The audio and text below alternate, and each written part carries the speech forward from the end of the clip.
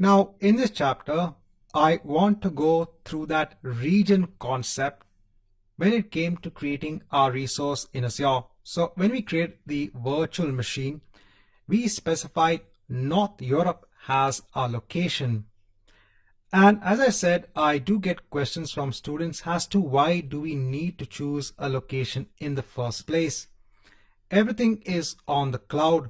Why should I be bothered in choosing a location for my resource?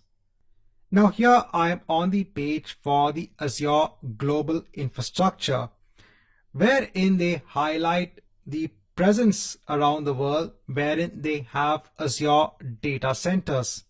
So in this page, if I click on Start Exploring,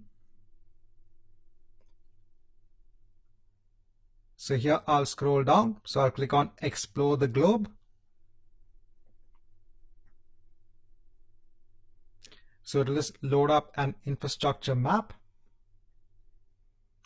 So here I'll just skip the intro.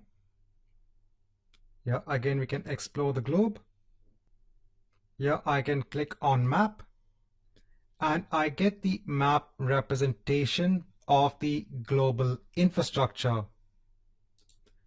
So what we had done is we had created our virtual machine in the all of our resources in the North Europe location.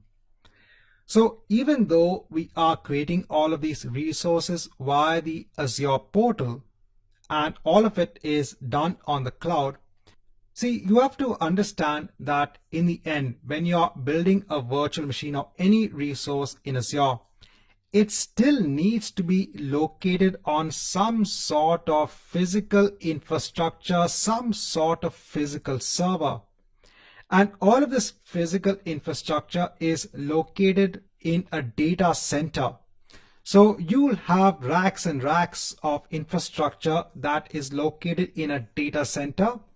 And within a particular region across the world, you'll have multiple data centers. So Microsoft has all of these data centers which contains the physical infrastructure across the globe. So I said, in the end, it needs to be hosted somewhere.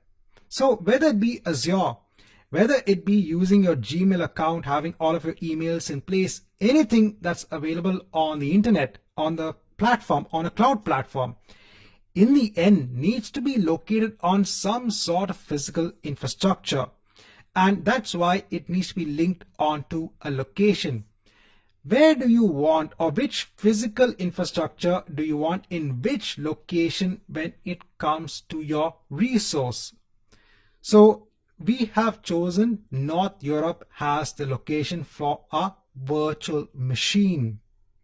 So that's why for most of the resources that you create on the Azure platform, you have to mention a region because in the end, it needs to be located somewhere. There are some services, a few services which are global in nature, wherein you don't need to specify any sort of location or region. So in this chapter, I just want to actually give an explanation as to why you need to choose a region when you create a resource on the Azure platform.